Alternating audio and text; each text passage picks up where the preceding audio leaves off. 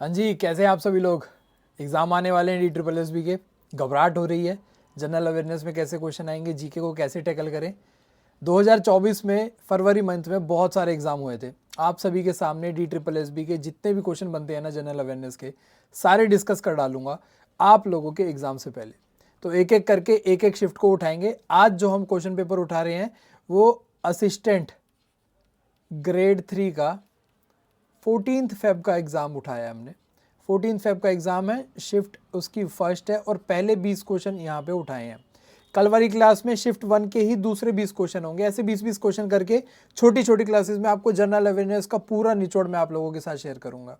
इस वीडियो को बिल्कुल एंड तक देखना है, एक एक क्वेश्चन के सारे ऑप्शन समझने हैं, सारी चीज़ें डिटेल में समझनी है। और याद होगा 25 मोस्ट इंपॉर्टेंट टॉपिक वाली वीडियो देखी थी आप लोगों ने मेरी, उसमें जो मैंने टॉपिक बताए थे, देखना यहाँ पे कैसे आरबीआई से रिलेटेड क्वेश्चंस आ रहे हैं, कैसे आप लोगों के कांग्रेस सेशन से रिलेटेड क्वेश्चंस आ रहे हैं। सेम वही लिस्ट यहाँ पे फॉलो होती हुई दिख रही है। अच्छे क्वेश्चन आप लोगों को देखने को मिलेंगे, मजा आएगा। चलिए एक एक क्वेश्चन को सॉल्व करते हैं, एक एक क्वेश्चन को समझते हैं। जीके में समझने वाली चीज है। पहला क्वेश्चन आप लोगों के सामने है, in which of the following years the Appiko movement was started in Karnataka. आप लोगों को अगर याद हो तो एक चिपको आंदोलन था। चिपको आंदोलन को देखते हुए, चिपको आंदोलन की सफलता को देखते हुए साउथ में भी एक चिपको आंदोलन स्टार्ट करा गया था जिसका नाम रखा गया था अपिको मूवमेंट। अपिको मूवमेंट यानी कि अपिको का मतलब कन्नड़ में क्या होता है, अपिको का मूवमेंट कन्नड़ में होता है हग करना। जैसे कि एक ट्री को चिपक जाते थे, उसे उसके चारों तरफ अपने हाथ फैला के उसको कटने से बचाते थे, वैसे ही कर्नाटका में एक अपिको मूवमेंट स्टार्ट करा गया था 1983 में। 1983 में एक चिपको आंदोलन साउथ में स्टार्ट कराया गया था जिसको कहा गया था अपिको मूवमेंट। इसको दूसरे रूप में साउथ इंडिया का चिपको आंदोलन भी कहा जाता है। ठीक है, यहां पे आप लोगों को यह पता होना चाहिए, कलसा फॉरेस्ट होते हैं वहां पे, कलसा फॉरेस्ट होते हैं। उनको प्रोटेक्ट करने के लिए विमेन एंड चिल्ड्रन ने बहुत ज़्यादा मात्रा में यहाँ पे इस आंदोलन में भागीदारी निभाई थी और वहाँ पे इन पेड़ों को, इन जंगल को कटने से बचाया था। चिपको आंदोलन कब हुआ था? अगर मैं चिपको आंदोलन की बात करूं, चिपको मूवमेंट की बात करूं, चिपको मूवमेंट, चिपको जो मूवमेंट था वो 1973 में हुआ था। उसके 10 साल बाद ये अपिको मूवमेंट कराया गया। और जो अपिको मूवमेंट है ये किसने मतलब एक जो इनिशिएटिव तो कोई ना कोई एक लेता है, जो लीडर होता है इस मूवमेंट का वो था पांडुरंगा हेगड़े। कौन थे? पांडुरंगा हेगड़े। पांडुरंगा हेगड़े ये किसके थे? चिपको मूवमेंट, जो कि साउथ इंडिया का चिपको मूवमेंट था, यानी कि अपिको मूवमेंट के लीडर थे पांडुरंगा हेगड़े। चिपको मूवमेंट 1973 में हुआ था सुंदरलाल बहुगुणा में। ये नाम भी आप लोगों के लिए एक इंपॉर्टेंट नाम बन जाता है, मैं इसलिए बताता हूं क्यों बनता है। सुंदर लाल बहुगुणा क्यों बन जाता है? अभी थोड़े दिन पहले दिल्ली के मुख्यमंत्री अरविंद केजरीवाल ने सुंदरलाल बहुगुणा को मरणोपरांत, क्योंकि इनकी मृत्यु हो चुकी है, स्वर्गवास हो चुका है, मृत्यु बोलना थोड़ा सा असंवेदनशील होगा, स्वर्गवास हो चुका है सुंदरलाल बहुगुणा जी का, इनको भारत रत्न देने की सिफारिश करी थी दिल्ली के मुख्यमंत्री अरविंद केजरीवाल ने। सुंदरलाल बहुगुणा को मरणोपरांत भारत रत्न देने की सिफारिश की गई थी, किसके द्वारा? दिल्ली के मुख्यमंत्री अरविंद केजरीवाल द्वारा। तो चिपको मूवमेंट 1973, अपिको मूवमेंट 1983। अगर एक और मूवमेंट कोई अगर एग्जाम में आ जाए तो नर्मदा बचाओ मूवमेंट था, जो कि इसी दौरान का था, 1985 का। 1985 में एक और मूवमेंट जो शुरू हुआ था, जो मिलता जुलता मूवमेंट है, वो है नर्मदा बचाओ आंदोलन। नर्मदा बचाओ आंदोलन, नर्मदा बचाओ आंदोलन 1985। आगे बढ़ते हैं क्वेश्चन नंबर सेकंड पे। पूर्ण स्वराज डे वाज सेलिब्रेटेड। यहां पे क्वेश्चन में एक कैच है कि आप लोगों से पूछा गया था सेलिब्रेट कब करा गया था। ठीक है, वैसे तो कंफ्यूजन होने वाली नहीं है। सेलिब्रेट कब कराया गया था? कांग्रेस द्वारा इनमें से किस तारीख को? अब पूर्ण स्वराज का मतलब क्या होता है? पूर्ण स्वराज का मतलब होता है total independence. Total independence, total independence. 1929 में लॉर्ड इरविन नाम से कौन था? इरविन, जिसको एक लॉर्ड की उपाधि दी गई थी, वो था वॉइसराय ऑफ इंडिया। क्या था? Viceroy of India. Viceroy of India, इन्होंने क्या एक वादा किया, भारत के जितने भी जो राजनेता थे उस टाइम पे, चाहे वो मोहम्मद अली जिन्ना हो, नेहरू हो, हमारे महात्मा गांधी जी हो, जितने भी प्रोमिनेंट लीडर्स थे, उनको एक वादा किया लॉर्ड इरविन ने 1929 में कि भाई जो कि आप लोगों को एक डोमिनियन स्टेट बना दी जाएगी। किसको? इंडिया को, भारत को एक डोमिनियन स्टेट बना दी जाएगी। क्या बना दी जाएगी? Dominion state. Dominion state. और डोमिनियन स्टेट का क्या मतलब होता है कि ये कॉमनवेल्थ जो आपका ग्रुप था, जिसमें कॉमनवेल्थ का मतलब जहां जहां अंग्रेजों का शासन था, वो सारा जो इकट्ठा एक साम्राज्य था, उसमें एक डोमिनियन स्टेट कर दिया जाएगा। डोमिनियन स्टेट का डिक्लेयर मतलब कि आप लोग अपनी सरकार खुद चला सकोगे, पर उसके ऊपर एक हम रहेंगे, पर आप लोगों की जो ये सरकार चलेगी उसके वो लोग आप लोग चलाओगे। तो यहाँ के जो राजनेता थे वो बिल्कुल इस बात से सहमत हुए, ठीक है कि हम लोग यहाँ पे जो यहाँ के ही लोग अगर सरकार चलाएंगे तो वो बेटर है, एक गुलाम होने से तो बेटर ही है। तो डोमिनियन स्टेट का यहाँ पे 1929 में लॉर्ड इरविन ने यहाँ पे वादा करा, पर इस वादे के बाद इंग्लैंड में बहुत इसका क्या हुआ, बहुत व्यापक रूप पे इसका विरोध हुआ और इरविन को डांट लगाई गई वहाँ की महारानी द्वारा, वहाँ की पार्लियामेंट द्वारा कि ऐसे कैसे तुमने यहाँ पे भारतीयों को बोल दिया, नहीं भारतीय तो हमारे गुलाम है और गुलाम ही रहेंगे, डोमिनियन स्टेट नहीं देंगे। इस बात पर फिर लॉर्ड इरविन ने बोला गया कि भाई, लॉर्ड इरविन यहाँ पे बोलता है इंडियंस को बोलता है कि मैं तुम्हें फिलहाल डोमिनियन स्टेट का वादा नहीं कर सकता हूँ, फिलहाल डोमिनियन स्टेट का वादा नहीं कर सकता हूँ। तब यहाँ पे 19 दिसंबर 1929 को 19 दिसंबर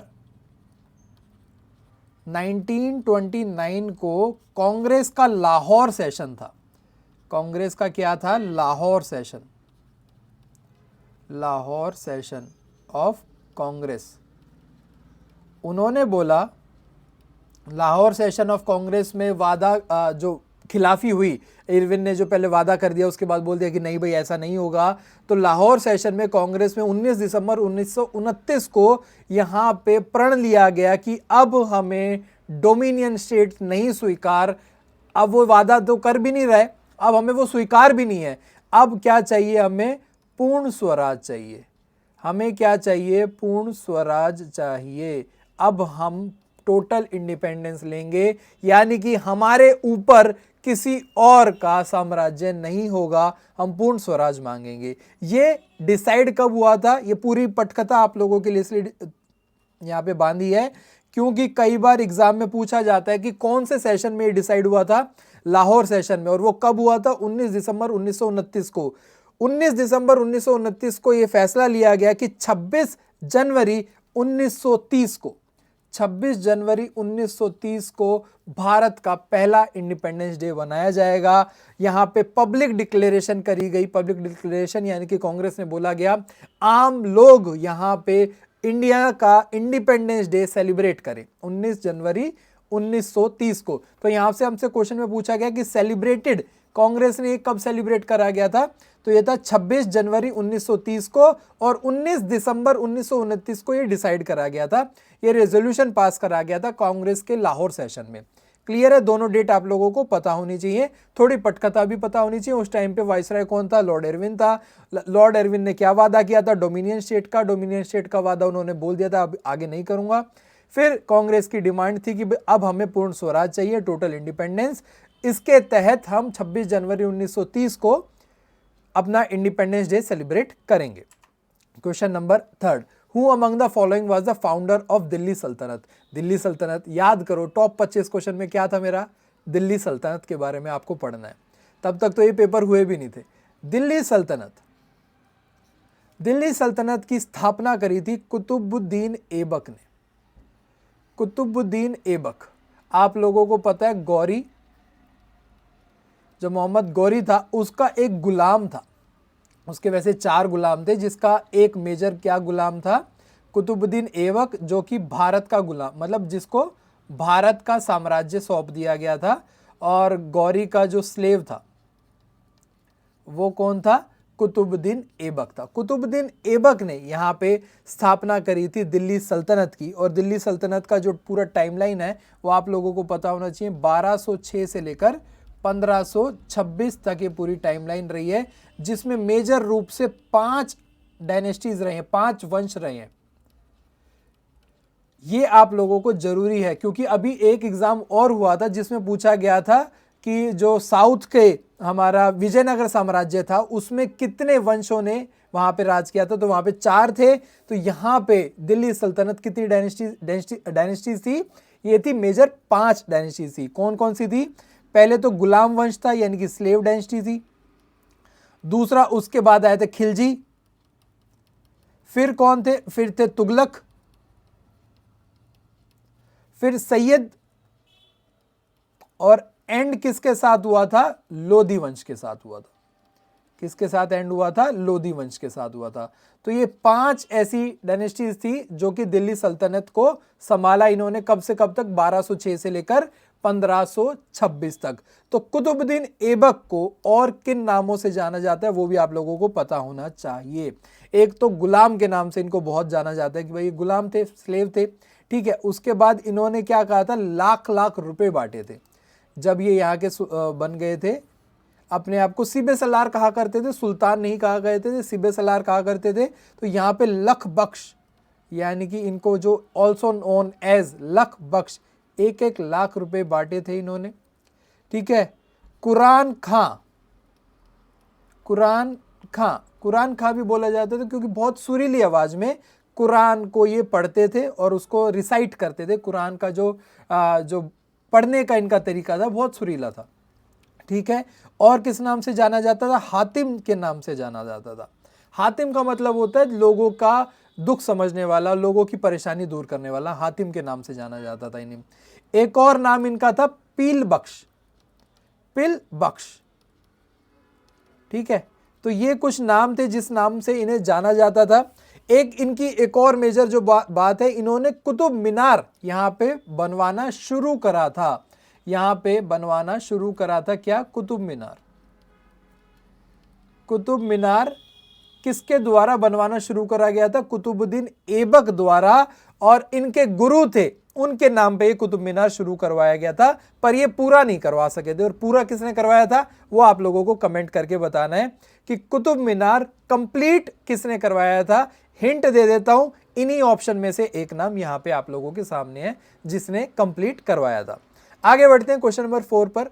bye which of the following year has prime minister TB Mukt Bharat Abhiyan been launch to eliminate TB? Bharat में एक प्रोग्राम चल रहा है जो कि प्रोग्राम है prime minister TB Mukt Bharat अभियान। टीबी ट्यूबरक्लोसिस एक जानलेवा बीमारी है जो कि लंबे समय से भारत को परेशान करती आ रही है। यहाँ तक कि बोला जाता है कि भाई इंडिया में तो हर घर में एक टीबी का मरीज, हर एक बीपी का मरीज और टीबी का मरीज तो इतना कॉमन है कि भाई पहले, अब तो टीबी धीरे धीरे करके कम होती जा रही है, क्योंकि जो खांसी थी वो खांसी बढ़ते बढ़ते बढ़ते बढ़ते उसका इलाज नहीं होता था, और टीबी अब धीरे धीरे धीरे धीरे करके एलिमिनेट होने वाली स्थिति में है, क्योंकि बहुत टाइम से प्रोग्राम इतने चलाए जा रहे थे कि जिस हिसाब से अपना टीबी कॉमन है, जिस हिसाब से अपना बीपी कॉमन था, उस हिसाब से जितना टीबी कॉमन हो गया था एक टाइम पे, अब वो एलिमिनेट हो रहा है। और भारत में इसको पूरा जड़ से खत्म करने की तैयारी चल रही है, और जड़ से खत्म करने की तैयारी में एक लक्ष्य रखा गया है, और वो लक्ष्य है 2025 का। वो लक्ष्य कब का है? 2025, यानी कि अगले साल तक आप लोगों को भारत का जो लक्ष्य है वो पूरा कंप्लीट करने की बात करी गई है।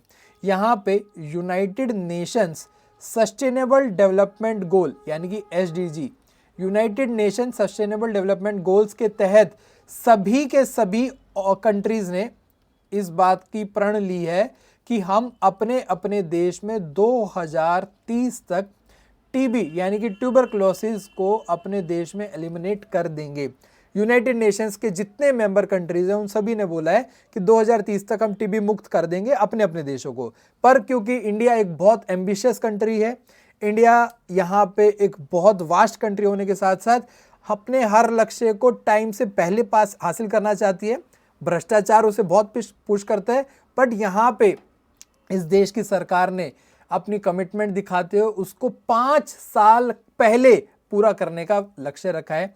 यानी कि जो यूएन सस्टेनेबल डेवलपमेंट गोल है उसके तहत 2030 है, 2030 से 5 साल पहले, बिफोर 5 ईयर्स, यहाँ पे इस गोल को पूरा करने का लक्ष्य लिया गया है 2025 में।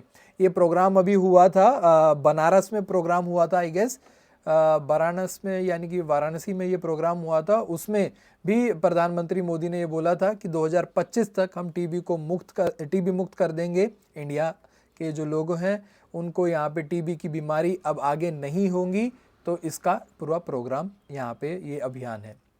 ठीक है, दोनों डेट याद करनी है क्योंकि एग्जाम में ये भी पूछ लिया जाता है भाई United nation sustainable development goal के तहत सभी कंट्रीज ने क्या प्रण लिया है, क्या गोल है 2030 तक मुक्त करना, और वहीं कंपेयर टू दैट इंडिया ने क्या लिया है 2025 तक।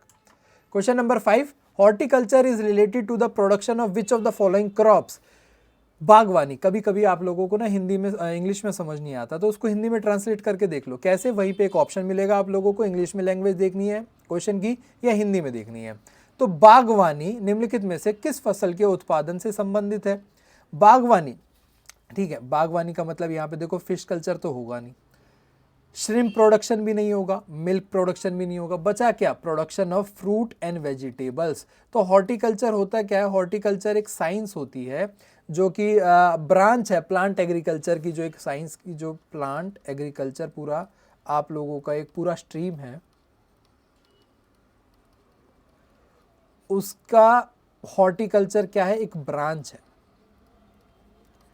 जो कि फ्रूट्स और वेजिटेबल की प्रोडक्शन से डील करता है। ठीक है, हॉर्टिकल्चर आपका क्या होता है। Question number 6, every commercial bank is required to keep a certain proportion of total deposits in the form of cash with RBI, what is this called. इसे क्या कहा जाता है। एक स्टेटमेंट है, प्रत्येक वाणिज्यिक बैंक को अपनी कुल जमा राशि का एक निश्चित अनुपात नकदी के रूप में आरबीआई के पास रखना होता है। देखो ये एक बैंक है, ठीक है, ये एक बैंक है, कमर्शियल बैंक है, इसके पास कुछ पैसा है, ठीक है, ये कुछ पैसा है इसके पास, इसका कुछ पोर्शन क्या करेगा, ये आरबीआई है, ठीक है, ये क्या है, आरबीआई है, रिजर्व बैंक ऑफ इंडिया, यहाँ पे ये डिपॉजिट करवाएंगे कुछ अमाउंट, कुछ जो रेशियो होता है, जो उनके पास पैसा होता है बैंक के पास, यहाँ पे आरबीआई के पास डिपॉजिट करवाया जाता है। ये क्यों डिपॉजिट करवाया जाता है, ताकि कुछ विपरीत समस्या हो, इमरजेंसी हो, तो उस टाइम पे यहाँ पे बैंक की मदद करी जा सके, उन्हीं के पैसों द्वारा बैंक की मदद करी जा सके। ताकि आप लोगों ने बहुत बार सुना होगा ना कि बैंक दिवालिया घोषित हो गया, लोगों के पैसे वहाँ पे फंस गए, तब आरबीआई आगे आता है और कहता है कि आपके इस टाइम तक, इस टाइम पीरियड तक आप लोगों के पैसे वापस कर दिए जाएंगे धीरे धीरे करके। और वो अमाउंट कहाँ से आती है, वो अमाउंट वहीं से आती है जो बैंक ने आरबीआई में जमा करवाई हुई थी। एक निश्चित धनराशि आरबीआई के वहाँ पे जमा होती है, उसे क्या कहा जाता है, कैश रिजर्व रेशियो। उसे क्या कहा जाता है, कैश रिजर्व रेशियो, CRR। उसे क्या कहा जाता है, cash reserve ratio. Total deposit in the form of cash, जो कि करेंसी, कैश नकदी के रूप में कहा जाता है, उसे कहा जाता है कैश रिजर्व रेशियो। और ये आरबीआई आप लोगों को पता होना चाहिए। 2 पॉइंट, आरबीआई का हेडक्वार्टर क्या है, आरबीआई के चेयरमैन कौन है फिलहाल, और दोनों का ही आंसर आप लोग कमेंट बॉक्स में करेंगे। इस क्वेश्चन का आंसर क्या है, कैश रिजर्व रेशियो। आगे आने वाले क्वेश्चंस आएंगे आरबीआई से रिलेटेड, उसमें लीगल रिजर्व रेशियो की भी बात करेंगे। क्वेश्चन नंबर 7, क्वेश्चन नंबर 7 हमसे पूछा गया है, eight which of the following place Gautam Buddha attend enlightenment.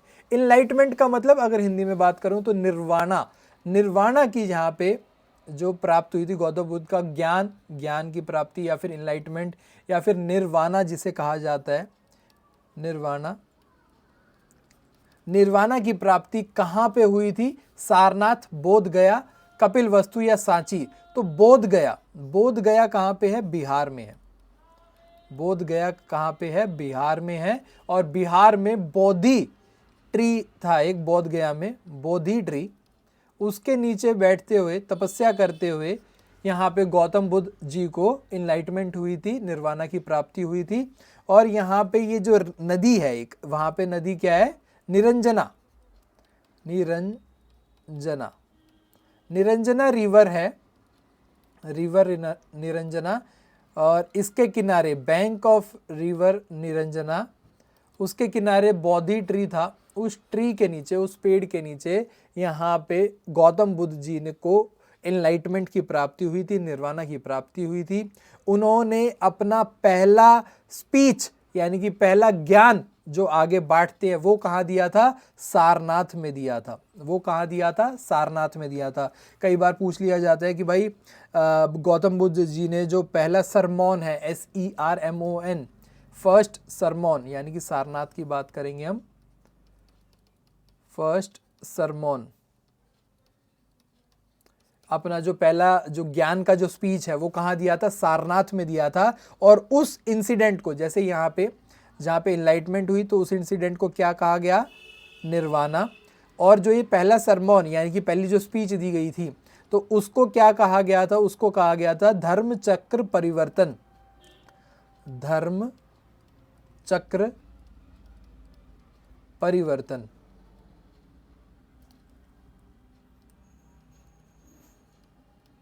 ठीक है, धर्म चक्र प्रवस्थना यानी धर्म चक्र परिवर्तन, यानी कि जो धर्म का चक्र है वो घूम चुका है, अब जो अंधकार से उजाले की तरफ यहाँ पे बात आ गई है, धर्म का चक्र है वो घूम चुका है, धर्म चक्र प्रवस्थना या फिर परिवर्तन। ठीक है, ये था सेकंड। यहाँ पे जो तीसरी बात, पहली निर्वाणा, फर्स्ट सरमोन, और जो थर्ड जहाँ पे महाभिनिष्कर्मणा, यानी कि जो थर्ड पॉइंट आप लोगों का मेजर है, उसकी जो प्रोनाउंसिएशन में भी गलत हो सकती है मेरी, देखना, महाभिनिष्क्रमणा, यानी कि द ग्रेट डिपार्चर, जहाँ पे इन्होंने अपनी यूं कहें कि महानिर्वाणा की वो कही थी। ठीक है, तो ग्रेट डिपार्चर इसे कहा जाता है, ग्रेट डिपार्चर, ग्रेट डिपार्चर। ये कब हुए थे, एज ऑफ 29 में, age of 29, the great departure. ये कब थे, जब इन्होंने नेपाल में लुम्बिनी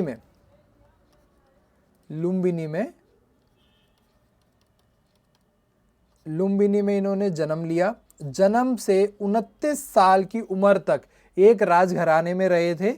वहाँ पे इन्होंने सारे सुख, सारे जितनी भी उनको एक राजकुमार के रूप में जितने भी सुख मिल सकते थे वो देखे। उस समय तक इन्होंने कोई भी दुख नहीं देखा था।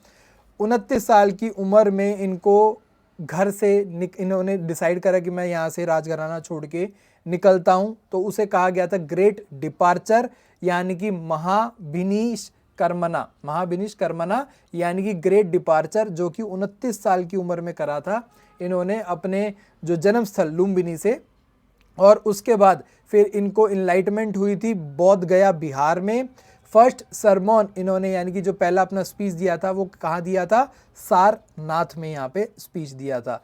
एक और जगह थी कुशीनगर, जहाँ पे इनका फाइनल रेस्टिंग प्लेस, जिन्होंने यहाँ से मोक्ष की प्राप्ति जो कहते हैं, स्वर्गवास जो हुए थे, यानी कि समाधि जो हुई थी, वो है यहाँ पे कुशीनगर में। कहाँ पे, कुशीनगर में। यहाँ पे जो फाइनल इनका अल्टीमेट निर्वाणा जिसे कहा जाता है, अल्टीमेट निर्वाणा, वो कुशीनगर में था। क्वेश्चन नंबर 8, क्वेश्चन नंबर 8 में विच of the following state has won total of 228 medals in 37th national games held in year 2023। यहाँ पे कौन सी स्टेट ने यहाँ पे 228 मेडल के साथ फर्स्ट पोजीशन पे रहा था मेडल टैली में? कौन?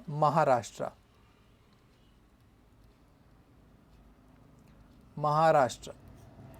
सेकंड पे रहा था services sports board, services sports control board, जो हमारे डिफरेंट सर्विसेज हैं, आर्मी में है, एयरफोर्स में है, नेवी में है, तो जितनी सर्विसेज के हैं इनका एक स्पोर्ट्स कंट्रोल बोर्ड होता है। तो यहाँ पे सेकंड पोजीशन पे वो लोग रहे थे, वो पूरा बोर्ड रहा था। थर्ड पोजीशन जिसने अटेन करी थी वो स्टेट थी हरियाणा। महाराष्ट्र ने 228 मेडल जीते थे, जिसमें से गोल्ड की संख्या थी 80 गोल्ड मेडल्स यहाँ पे महाराष्ट्र ने जीते थे।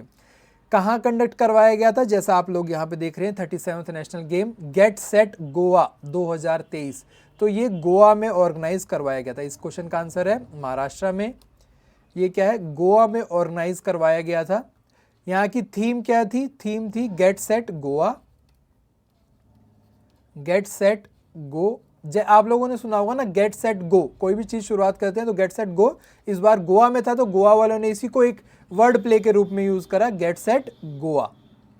ठीक है, यहां पे जो मैस्कॉट आप लोगों को दिख रहा है इसका नाम था मोगा। इसका नाम क्या था, मोगा। ठीक है, इंडियन बिसॉन है ये मोगा, यहाँ पे मैस्कॉट का नाम था। इंपॉर्टेंट चीज है आप लोगों के लिए। एक और इंपॉर्टेंट मतलब कुछ एक और इंपॉर्टेंट जो बातें थी, यहाँ पे बेस्ट मेल एथलीट कौन थे, श्रीहरि नटराजन, जो कि स्विमर हैं, कर्नाटका स्टेट से बिलोंग करते हैं। इन्होंने 10 मेडल जीते, जिसमें से 8 गोल्ड, 1 सिल्वर और 1 ब्रॉन्ज मेडल जीता स्विमिंग इवेंट में। तो बेस्ट मेल एथलीट कौन थे, 2023 में नेशनल गेम्स करवाया गया, वो थे Srihari Natarajan. Best female athlete कौन थी, जिनको ज्वाइंटली मिला गया, वो था प्रसन्न काले जो कि महाराष्ट्र और प्रणति नायक उड़ीसा। इन दोनों ने ही 5-5 मेडल जीते थे। ये जिम्नास्ट थी। ठीक है, जिम्नास्ट कौन, संयुक्ता प्रसन्न काले जो कि महाराष्ट्र के और प्रणति नायक जो कि उड़ीसा के थी। ठीक है, इन दोनों को ही बेस्ट फीमेल एथलीट का अवार्ड मिला गया। यहाँ पे एक राजा बलिंद्रा सिंह ट्रॉफी होती है, राजा बलिंद्रा सिंह ट्रॉफी। राजा बलिंद्रा सिंह ट्रॉफी, ये जो ट्रॉफी होती है ये किसको मिलती है, जो मेडल टैली में फर्स्ट पोजीशन पे रहता है। मेडल टैली में फर्स्ट पोजीशन पे रहता है, उसे क्या ट्रॉफी मिलती है, राजा बलिंद्रा सिंह ट्रॉफी। तो वो भी ट्रॉफी किसके पास ही गई, ऑब्वियस सी बात है, अगर महाराष्ट्र ने टॉप करा है तो ये महाराष्ट्र को ही मिली है। तो क्वेश्चन का फॉर्मेट दूसरा आ सकता है, पूछा जा सकता है राजा बलिंद्रा सिंह ट्रॉफी किसको मिली गई है 37वें राष्ट्रीय गेम्स में, तो यहाँ पे आप लोग बताओगे Maharashtra. Question number 9, who among the following propagated revival of वैदिक हिंदुइज्म। वैदिक हिंदुइज्म की अगर बात करेंगे तो एक तो था revival of Hinduism, revival of Hinduism.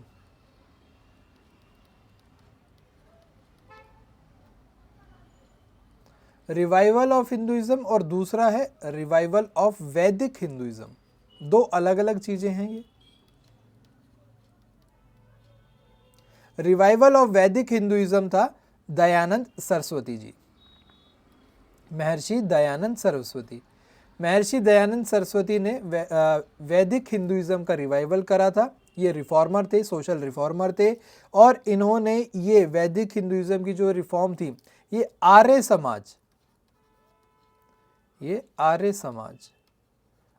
समाज की स्थापना करके ये वैदिक हिंदुइज्म का जो रिवाइवल था उसको प्रोपोगेट किया था दयानंद सरस्वती, महर्षि दयानंद सरस्वती ने, जिसके तहत इन्होंने स्कूल और कॉलेजेस की भी स्थापना करी थी। आर्य समाज के जो समाज बनाया था उसके तहत, जिन्हें डीएवी स्कूल और डीएवी कॉलेजेस के नाम से जाना जाता है, दयानंद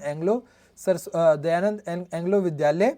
तो दयानंद सरस्वती, महर्षि दयानंद सरस्वती द्वारा ही ये आर्य समाज स्थापित किया गया था, और इस आर्य समाज द्वारा ही DAV schools and DAV colleges स्थापित करे गए थे।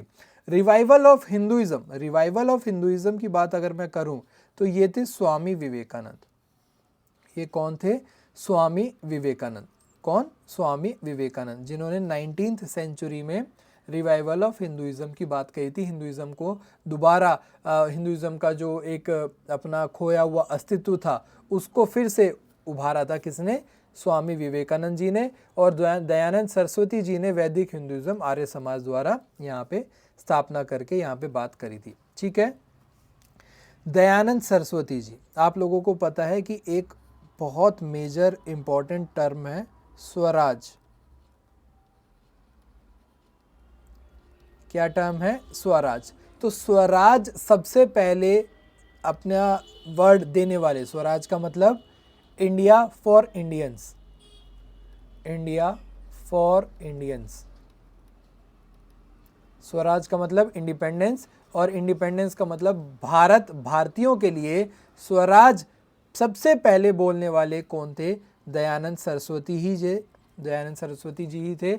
उसके बाद यही टर्म किसने ले ली थी? लोकमान्य तिलक जी ने। स्वराज यहाँ से ही, इन्हीं पहले यूज किसने करा था? ये जो कॉल थी स्वराज की कि हमें स्वराज चाहिए, सबसे पहले किसने बोला गया था? दयानंद सरस्वती जी ने। क्वेश्चन नंबर 10 पे चलते हैं। When the legal reserve ratio is increased by RBI commercial bank capacity to create deposits and credit. जैसे आप लोगों को स्टार्टिंग में बताया कि भाई कैश रिजर्व रेशियो होता है, जो नकदी होती है बैंकों के पास, कमर्शियल बैंक के पास, आरबीआई के पास, उसका कुछ रेशियो वहाँ पे डिपॉजिट करवाना होता है। अब जो ओवरऑल यहाँ पे आरबीआई कमर्शियल बैंक के पास जो भी डिपॉजिट होते हैं उसका एक लीगल फॉर्म में लीगल रिजर्व रेशियो भी होता है, जो कि सेम ही काम करता है कि जो इमरजेंसी की सिचुएशन में वो रिलीज़ करा जाता है बैंक की मदद करने के लिए। यहाँ पे आरबीआई इसको चेंजेस करती रहती है कि भाई इस टाइम पे बैंक को ज़्यादा रिजर्व रखना है, इस टाइम पे कम रिजर्व रखना है। तो ये फ्लक्चुएट करता रहता है आरबीआई के यहाँ पे डिसीजंस के द्वारा। अगर आरबीआई लीगल रिजर्व रेशियो को इंक्रीज़ कर दे तो कमर्शियल बैंक की जो कैपेसिटी है जो डिपॉजिट करने की या फिर क्रेडिट करने की, वो क्या हो जाती है? वो हो जाती है डिक्रीज़ हो जाती है। वो क्या हो जाती है? डिक्रीज़ हो जाती है। वो क्या हो जाती है? डिक्रीज़ हो जाती है। कैसे? मैं आपको थोड़ा सा समझाता हूँ। जब अगर लीगल रिजर्व रेशियो बढ़ा दिया जाए, लीगल रिजर्व रेशियो अगर बढ़ा दिया जाएगा तो बैंक को ज़रूरत क्या पड़ेगी? एक ज़्यादा मात्रा में डिपॉजिट करने की, एक बिगर अमाउंट डिपॉजिट करना पड़ेगा, बिगर रेशियो डिपॉजिट करना पड़ेगा। यहाँ पे किसके पास? आरबीआई के पास। अगर आरबीआई के पास बिगर रेशियो अगर वो डिपॉजिट कर देगा तो अब यहाँ पे बैंक के पास कुछ बचेगा नहीं। क्या? जो अवेलेबल अमाउंट है वो कम बच जाएगी।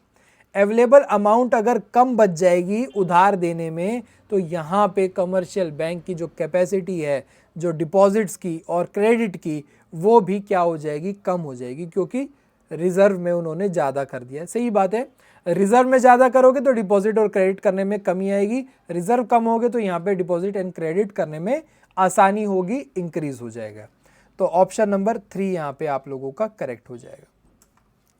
Question number 11, Aditya L1 is related to which of the following. Aditya L1 आप लोगों को पता है एक सन मिशन है, यानी कि हमारा जो सूर्य मिशन है, सूर्ययान, आदित्य L1 सन से रिलेटेड है।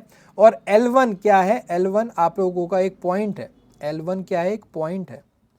ये क्वेश्चन मैं आप लोगों को बहुत पहले पिछले साल ही एक्सप्लेन कर चुका हूं कि आदित्य L1 क्या है? आपका लैंग्रीज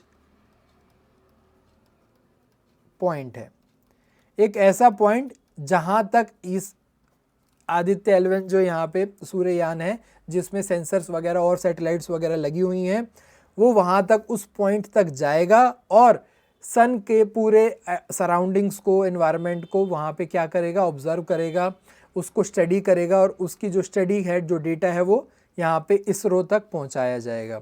ये किसके द्वारा मिशन कंडक्ट करवाया गया है? ISRO, Indian space and research organisation द्वारा।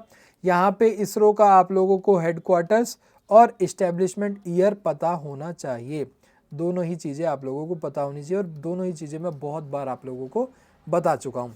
तो इसरो द्वारा आदित्य L1 जो कि सूर्य के लिए एक मिशन है। Question number 12, who among the following finally eliminated तुर्कान ई या फिर आई हो सकता है। यहाँ पे इसको लिखते कैसे हैं? दोनों तरीके से लिख सकते हैं। ये टर्किश भाषा में लिखा गया है, तुर्कान ई चहलगानी, तुर्कान ई चहलगानी, यानी कि आसान भाषा में कहूँ तो वो है दल चालीसा। दल चालीसा, दल चालीसा, दल चालीसा आप लोगों को पता है किसने खत्म करा था? गयासुद्दीन बलबन ने। किसने?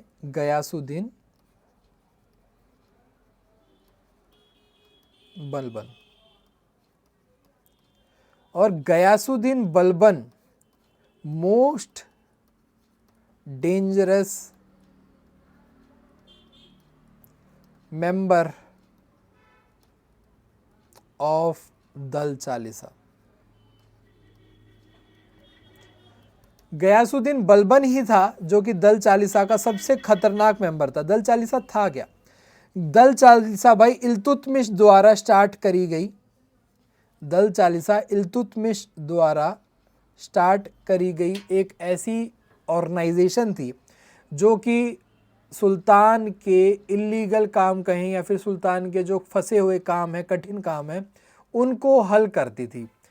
जैसे आप लोगों ने अभी रशिया में सुना होगा एक वैगनर ग्रुप है, तो उसी तरीके से इल्तुतमिश ने एक ऐसा ग्रुप क्रिएट करा था दल चालीसा के नाम से, जिसमें 40 लोग थे जो कि बहुत ताकतवर लोग थे और जो भी कोई मसले होते थे ना सुलझाने में, वो लोग काम करते थे।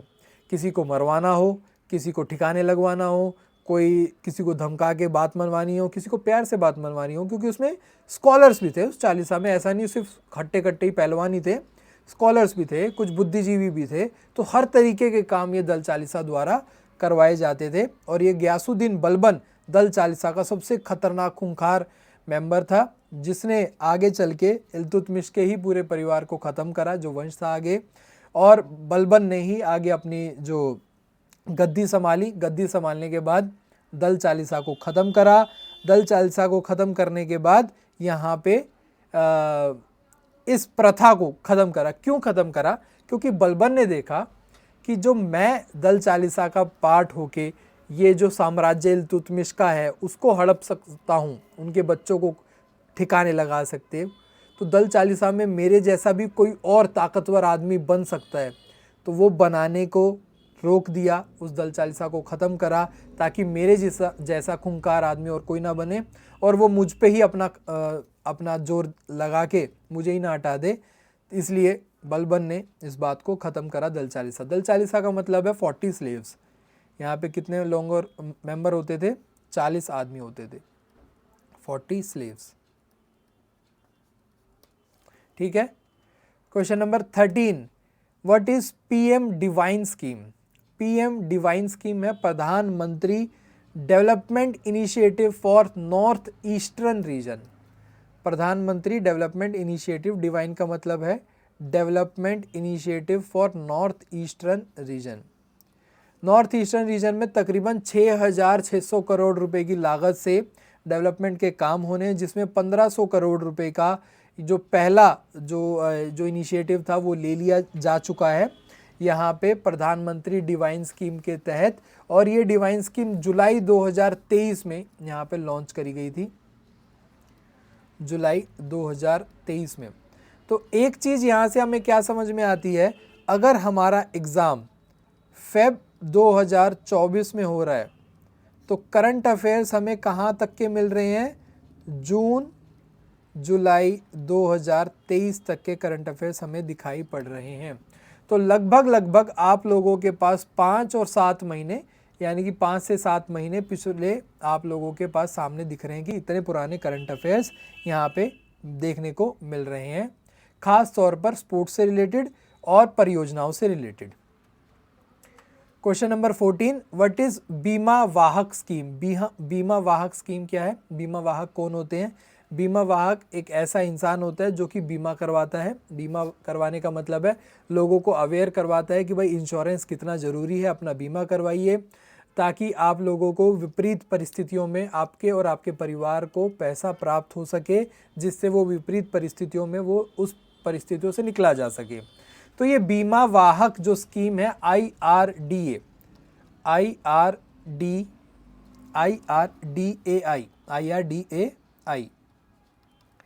Insurance regulatory and development authority of India, insurance regulatory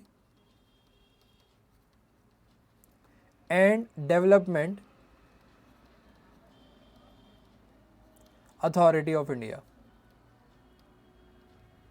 ठीक है। इस IRDA ने, जो कि एक रेगुलेटरी अथॉरिटी है, उन्होंने 2047 तक 2047 तक 2047 तक का एक टारगेट रखा है, एक गोल रखा है, जिसके तहत insurance for all, insurance for all, Bharat के हर नागरिक का इंश्योरेंस होना चाहिए, बीमा होना चाहिए। एक टारगेट रखा है IRDAI ने, उसके तहत ये बीमा वाहक स्कीम लॉन्च करी गई है, जो कि women centric insurance distribution channel है रूरल पार्ट ऑफ इंडिया का। ऑप्शन नंबर 3, ये एक इंश्योरेंस डिस्ट्रीब्यूशन चैनल है जो कि ग्रामीण भारत के जो ऐसे पार्ट हैं जहां तक बीमा अभी तक ढंग से पहुंचा नहीं है, वहाँ के लोग अवेयर नहीं है, वहाँ पे विमेन सेंट्रिक, यहाँ पे महिलाओं को जोड़ा जाता है बीमा वाहक के रूप में, विमेन एज बीमा वाहक, जो कि एक बीमा को डिस्ट्रीब्यूट करने का एक चैनल तैयार करा गया है।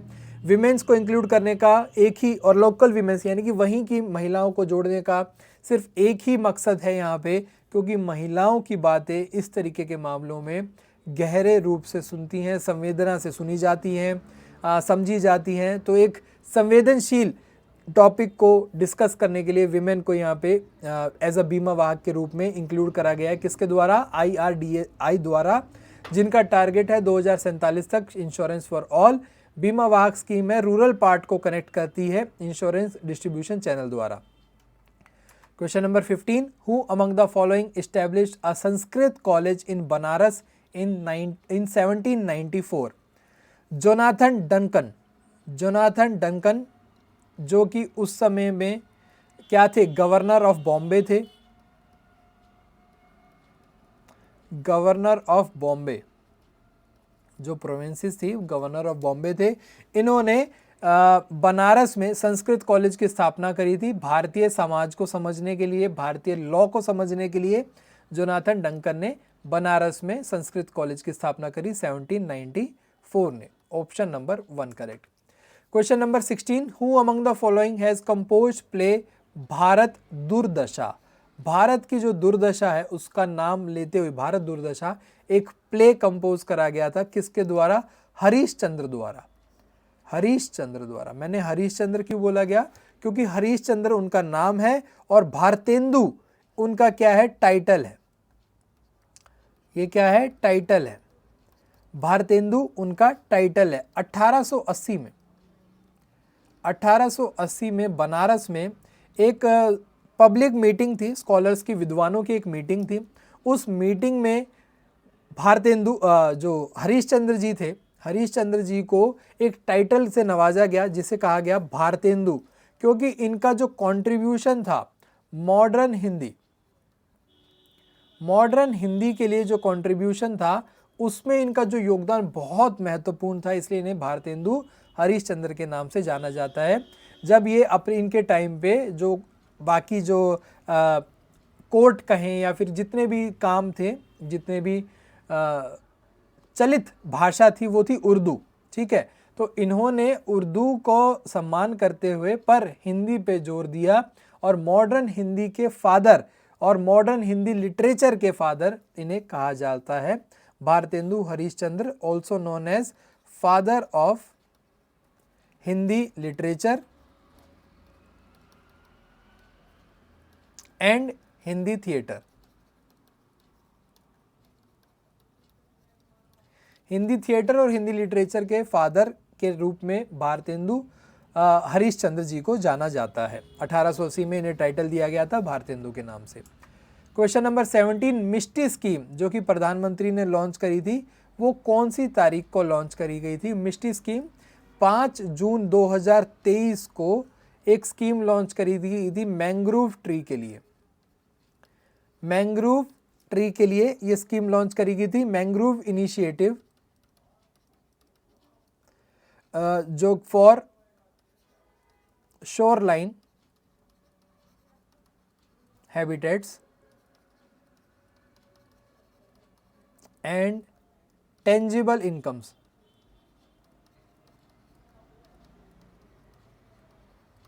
यानी कि मिष्टी, MISHTI,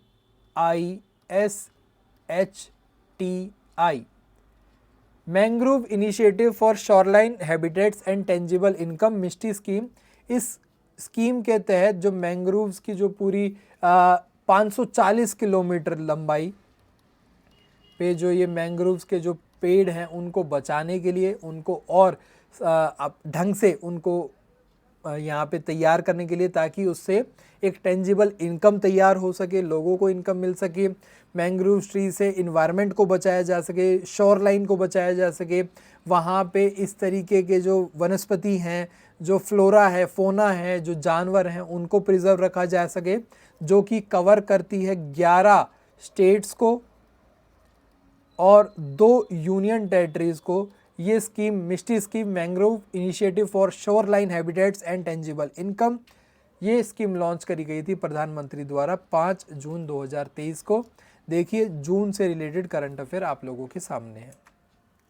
क्वेश्चन नंबर 18, मत्स्य 6000 क्या है? ये आप लोगों के सामने फोटो है जो कि मत्स्य 6000 है।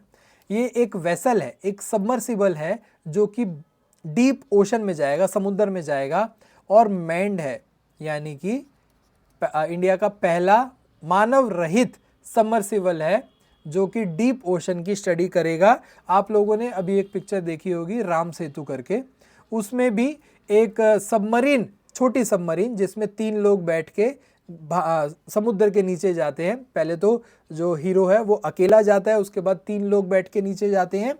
तो वो जो 3 लोग बैठ के जो सबमरीन में नीचे जाते हैं, उसी तरीके का वो जो कॉन्सेप्ट है वो यहीं से, क्योंकि ये तो बहुत टाइम से इस्टेब्लिश करा जा रहा है, तो वो कॉन्सेप्ट यही है कि जो भारत का पहला सबमर्सिबल है, सबमर्सिबल कहा जाता है, सबमरीन नहीं कहा जाता। सबमरीन बहुत बड़ा होता है, सबमर्सिबल यानी कि छोटा सा एक कैप्सूल टाइप में है जो कि बिल्कुल डीप जाएगा। और ये कितना डीप जाएगा? 6000 मीटर। ये 6000 का मतलब है 6000 मीटर बे ऑफ बंगाल में, बे ऑफ बंगाल में, बंगाल की खाड़ी में 6000 मीटर ये नीचे जाएगा, वहाँ की स्टडी करेगा। और इसको बनाने वाली एजेंसी क्या है? National institute of ocean technology,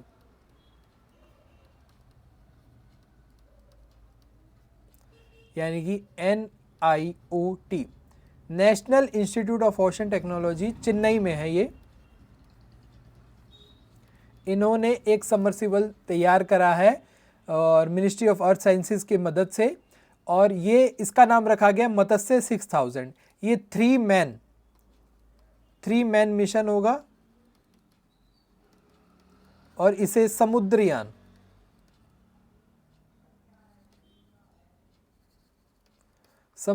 यानी कि ओशन का व्हीकल कहा जाता है, मत्स्य 6000।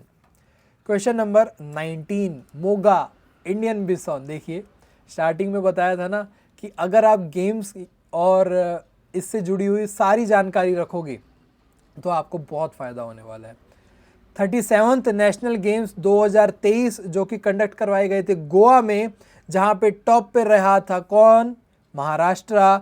सेकंड में services sports control board, third Haryana. वहां का थीम क्या थी? Get set Goa.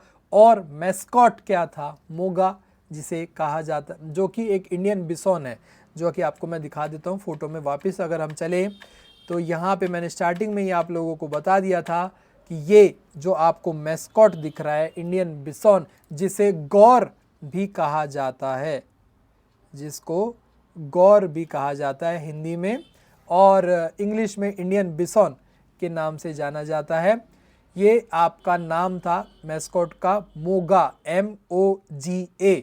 ठीक है, क्वेश्चन नंबर 19 ये हमारा था। तो ये किसका मैस्कॉट का था? 37th national games 2023। ये नेशनल गेम्स अलग होते हैं खेलो इंडिया गेम्स से। खेलो इंडिया अलग हैं, नेशनल गेम्स अलग हैं। नेशनल गेम्स हर 4 साल में होने वाले गेम्स हैं, खेलो इंडिया हर साल होने वाले गेम्स हैं। अलग अलग रूप में होते हैं खेलो India, school level, university level और अंडर 19 इस तरीके से अलग अलग लेवल पे खेलो इंडिया कंडक्ट करवाए जाते हैं। Question number 20, legal reservation. भाई इस पेपर में जिसने ये RBI पढ़ के गया था, 3 क्वेश्चन उसके पक्के थे। यहाँ पे दिल्ली सल्तनत पढ़ के गया था, एक क्वेश्चन पक्का था।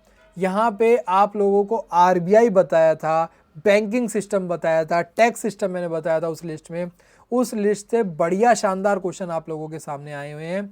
और आरबीआई लीगल रिजर्व रेशो कब बढ़ाता है? ये जब बढ़ाता है जब इन्फ्लेशन होता है। इन्फ्लेशन का मतलब क्या होता है? महंगाई। इन्फ्लेशन का मतलब होता है महंगाई। महंगाई मतलब किसी एक वस्तु के लिए, कोई एक ऑब्जेक्ट है या फिर कोई एक प्रोडक्ट है, उसके लिए मार्केट में बहुत सारा पैसा है, मनी है, जो इसको एक्वायर करना चाहता है। कोई भी मतलब, इसका मतलब क्या हुआ कि भाई मार्केट में जो पैसा है ना, वो एक चीज़ को एक्वायर करने के लिए बहुत ज़्यादा है।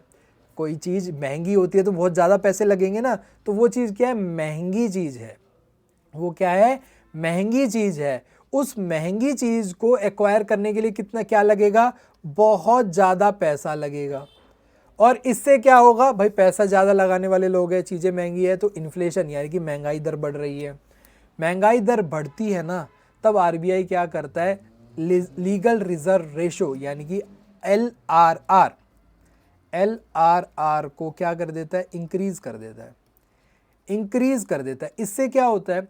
अब बैंक को क्या करना पड़ेगा?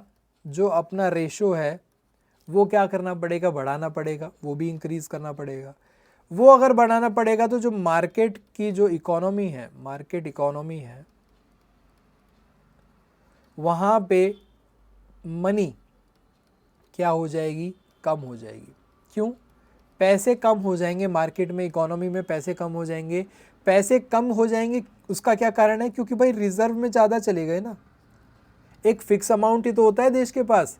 कहने की बात होती है कि भाई जितना मन करे उतना छाप लो, नहीं, एक तरीके से छापी जाते हैं नोट्स वगैरह। जितने भी करेंसी हैं, जितना भी अमाउंट है, जितना भी पैसा है, जितने भी हमारे यहाँ पे रिजर्व हैं, वो एक फिक्स अमाउंट में है, फिक्स तरीके से है। तो यहाँ पे अगर रिजर्व रेशो बढ़ा दी जाएगी तो मार्केट में पैसा कम हो जाएगा। मार्केट में पैसा कम हो जाएगा तो उस ऑब्जेक्ट उस प्रोडक्ट को पाने की जो इच्छा है वो ऑटोमेटिकली कम हो जाएगी। अगर डिमांड कम हो जाएगी तो उस जो प्रोडक्ट है उसकी जो वैल्यू है वो भी कम हो जाएगी। वैल्यू कम हो जाएगी यानी कि इन्फ्लेशन कम हो गया है, महंगाई कम हो गई है।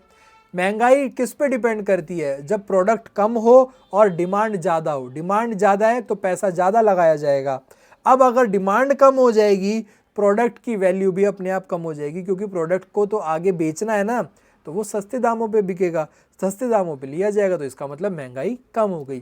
तो इन्फ्लेशन को कंट्रोल करने का एक तरीका क्या है? यहाँ पे आरबीआई द्वारा लीगल रिजर्व रेशो को इंक्रीज कर देना, ताकि मार्केट में पैसा कम हो जाए। जब पैसा ही नहीं होगा तो खरीदारी कहाँ से होगी? ठीक है, ये थे भाई आज के हमारे 20 क्वेश्चन। बहुत बहुत मज़ा आया मुझे तो एक्सप्लेन करने में। उम्मीद करता हूँ कि आप लोगों को भी अच्छा लगा होगा। चलिए फिर मुलाकात होगी आप लोगों से यहीं पर। तब तक के लिए आप लोग मुझे दीजिए इजाज़त। अपनी पढ़ाई जारी रखिए। कोई भी डाउट हो कमेंट बॉक्स में कमेंट करके बता देना।